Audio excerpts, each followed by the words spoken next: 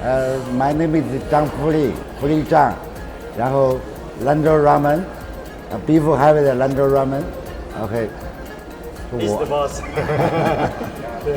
LanZhou Ramen was first created was around 200 years ago in China. The noodles have to be premium, high gluten flours in them. We add some salt waters, and then used to be used hands instead of the machine, and used to have to twist it a lot to make it very tender.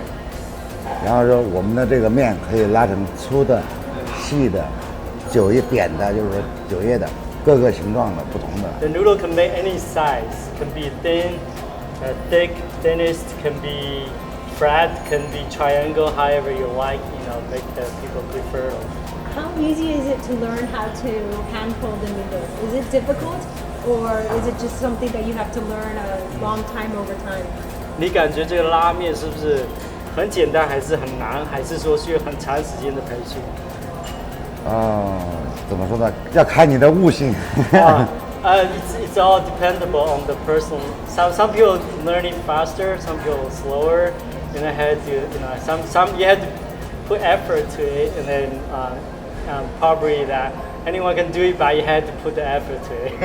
还要看你的老师傅、老师。And it also depends on the teachers who taught you.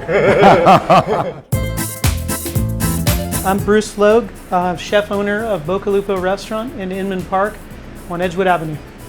When I lived in Italy, I did a slow food school in the central part of Italy, and chefs from different regions would come in and bring some of the ingredients that their cooking from that region is known for.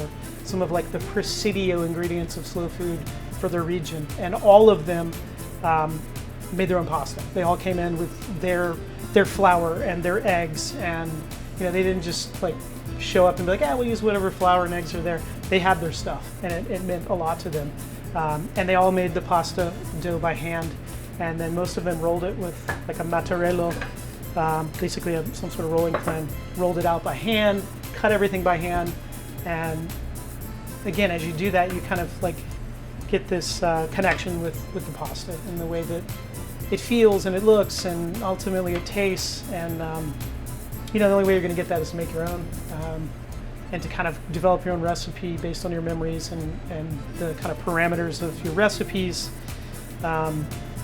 So I mean, there was no other way for us. And that's kind of the heart and soul of our restaurant is pasta. Pretty much the whole menu based around that. So whether it's extruded or a fresh egg noodle or a hand-rolled noodle or just assembling in a water noodle, we try and do them all by hand just because it is what we do.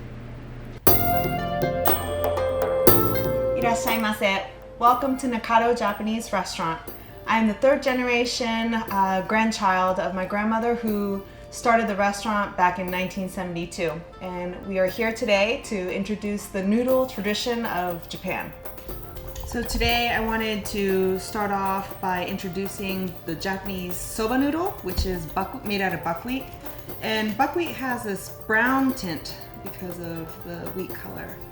And it is a very traditional noodle that's been passed down for thousands of generations in Japan. And just like any culinary tradition, it is embedded into the Japanese culture where at the end of the year, on New Year's Eve, they actually serve toshikoshi soba, which is a simple hot soba dish that when you're slurping it, and if you didn't like what happened in the past year, you sever it by biting into the noodle.